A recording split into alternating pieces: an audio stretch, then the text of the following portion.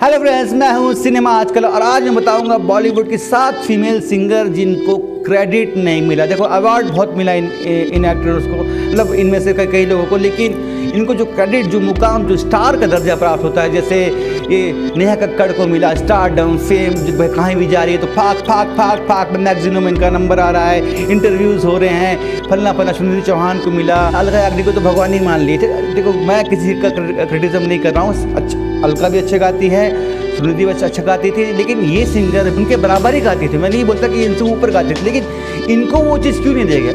इनके मैगजीन में इंटरव्यू क्यों नहीं आए, बड़े मैगजीन में? ठीक है, इनको खाली मायापुरी या अखबार तक ही सीमित कर दिया गया। और दिया किसको पता है आपको? ये सोनू कक्कड़ कौन है आपको जानते हैं? एक गाना गाई है, बाबूजी जरा धीरे चलो, उसके लिए उसको जज बना के बैठे हैं। अभी देख रहा हूँ मैं 2-3 साल से उसी को जज देख रहा हूँ। कौन है वो? नेहा कक्कड़ की बहन है। नेहा कक्कड़ शो छोड़ी, वो कौन सा शो है मैं देखता भी नहीं हूँ। शो इंडियन आइडल है कुछ है, मैं आप कमेंट करके बताना मेरे को, मैं ये सब शो देखता भी नहीं हूँ। ठीक है, तो उसको बैठा करते हैं। एक गाना गाई है जो फेमस हुआ, बाकी सोनू ने कौन सा गाना गाया? सोनू कक्कड़ ने, नेहा कक्कड़ बड़ी बहन जो थी, वो आपको भी नहीं पता होगा, लेकिन उसको इतना स्टारडम दे रहे हैं, उसका फोटोज़ आ रहा है, ब्रांड मिल रहे हैं, ऐड मिल रहे हैं। इनको कभी आप बाकी सिंगर को कभी ऐड में देखिए आपने? हाँ, ब्रांड्स मतलब बड़े ब्रांड्स, लॉरियल जो ब्रांड्स है, ये कभी नहीं इनको मिला। तो मैं आपको नाम बताना स्टार्ट।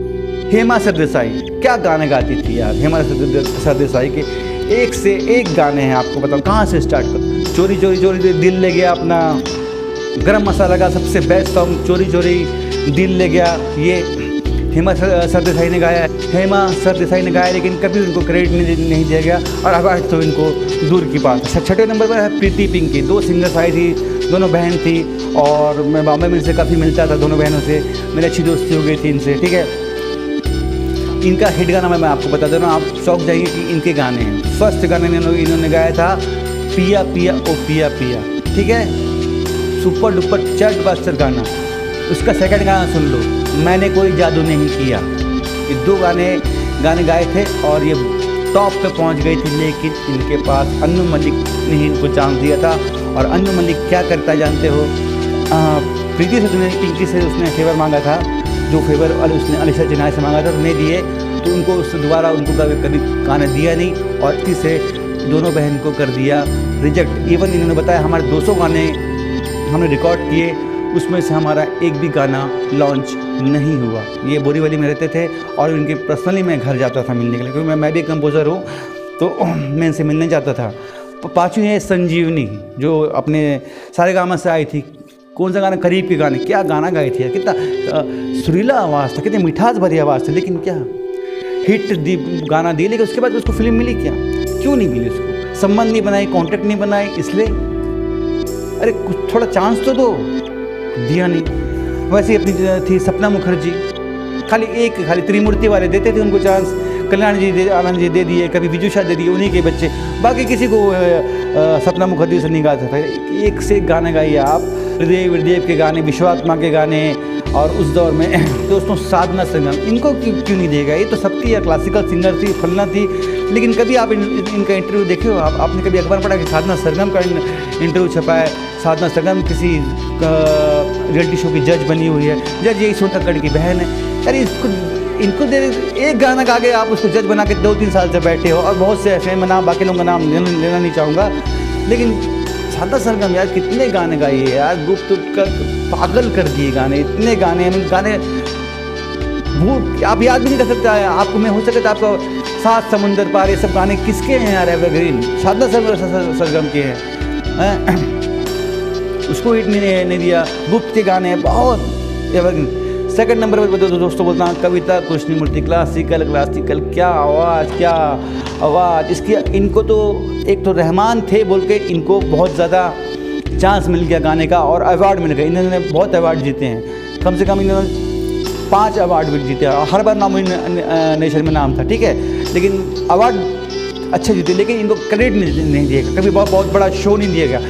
एक शो करने के लिए स्टार को बहुत बड़े स्पॉन्सर की ज़रूरत होती है, ठीक है, स्पॉन्सर नहीं रहेगा तो क्या करेगा, है ना? जब कोई बुलाएगा ही नहीं बड़ा शो करने का, शो हुआ लेकिन ग्रुपिंग में शो हुआ, मतलब शो है, मान लो बाई चांस अलका याग्निक का, उसमें गा रही हैं, ऐसे सोलो शो मतलब कविता कृष्णमूर्ति नाइट्स, ऐसा शो इंडिया में हुआ होगा चलो, लेकिन विदेशों में अब्रॉड में जो होता है, जो भारत के स्पॉन्सर भेजते हैं यही सब अपने लैक में लॉरियल वाले, कभी इनको नहीं दिया गया। आपने कभी इनको जज बनते एक आध में कभी देखा होगा, एक आध एपिसोड में, एक आध में कभी आ गए होंगे, लेकिन फिर भी फेम नेम कभी नहीं छपा इनका। मैं ढूंढता रहता था इनका कि कभी कोई मिल जाए, उस समय तो नेट था नहीं है ना, खाली टीवी पे वेट करते थे कभी इंटरव्यू आए, या अखबार में बढ़ते थे, ठीक है। या मैं तो खैर मेरे पास तो रहता था तो कभी कभार छप गया, लेकिन उतना नहीं। नंबर 1 पर देना चाहूँगा यार अलीशा चिनाह यार, जिसने पहला इंटरनेशनली एल्बम हिट किया। उससे पहले एक ही इंटरनेशनल हिट गाना था, वो था हमारा आई एम डिस्को डांसर, लेकिन जो ठीक है, लेकिन इन्होंने पहला नॉन फिल्मी, वो तो फिल्म थी, उसका प्रमोशन बहुत हाई होता है, लेकिन एल्बम का प्रमोशन नहीं होता है। आप इस गाने का वीडियो देख सकते हैं, सिंपल वीडियो एक जगह शूट कर दिया गया है, ठीक है। वहीं डिस्को डांसर गाना में बहुत बड़ा आपको वो मिलेगा, आपको जो डांसर वांसर कैमरा वगैरह, इसका आप कैमरा देख लीजिए, क्वालिटी इस गाने का धुंधलापन है तो बहुत निचले स्तर का था, मतलब और प्लस शो वो की हैं, ठीक है। इनका शो हुआ है, मैं मानता हूँ कि मेड इन इंडिया की वजह से इनका शो हुआ, लेकिन इन फिल्मों में क्या गाने गाए अनु मलिक के साथ, रुक रुक रुक। अरे एक फिल्म में भाई उनको मिला अवार्ड कजरारे सॉन्ग के लिए। सोचो कजरारे सॉन्ग कितना बड़ा ब्लॉकबस्टर था, बंटी बबली से ज़्यादा फिल्म से ज़्यादा वो गाना हिट हुआ। आपको बंटी बबली याद भी नहीं होगा, लेकिन कजरारे सॉन्ग बहुत याद होगा। उस पर उनको बस एक फिल्म फेयर अवार्ड मिला, लेकिन इनको एज ए जज आप एक आध बार कहीं देखे होंगे, लेकिन उतना लाइमलाइट, उतना ये हमेशा गुमनामी में जी है। बॉम्बे में रहती भी कहाँ पर, चर्नी रोड में रहती हैं। पूरे बॉलीवुड वाले रहते हैं अपने अंधेरी या फिर अपने बैंड्रा में, ठीक है।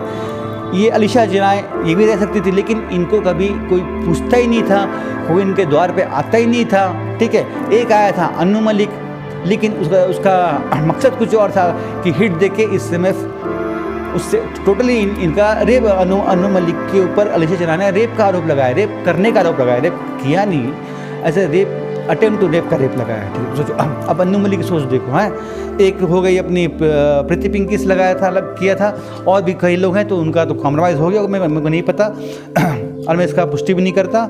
लेकिन अलीशा चिनाह ने खुला, उसके बाद उसका कैरियर ही खत्म हो गया, कोई सब काम देना बंद कर दिया उसको, है ना। फिर अनु मलिक से पैचअप हुआ तो फिर अभी गाना गाए, लेकिन क्या गाने यार, क्या गाने, ये क्या मतलब फेम के लायक नहीं थी, हाँ ऐसी अभी तक। और इन सब सिंगरों में एक अलीशा चिनाह ही है जिसकी अभी तक वही वॉइस है, सेम जो लता मंगेशकर, आशा भोसले की वॉइस कभी ख़त्म नहीं हुई ना, अभी तक गा रही है ना। अलीशा चिनाह भी बहुत एज की हैं और अभी भी गाएंगे तो वही सुर लगाएंगे, वही उनमें बात आएगा। अभी अनुराधा पौडवाल से इतना बेकार लगेगा गाना आपको, हैं नहीं करता, हटाओ। इन लोग कभी क्रेडिट नहीं देखा, बॉलीवुड ने कभी नहीं क्रेडिट दिया। एक रहमान थे जो बॉम्बे के गाने कहना ही क्या, कुच्ची कुच्ची रकमा, इनके गाने बोलने की ज़रूरत नहीं है। आज मैं ऊपर।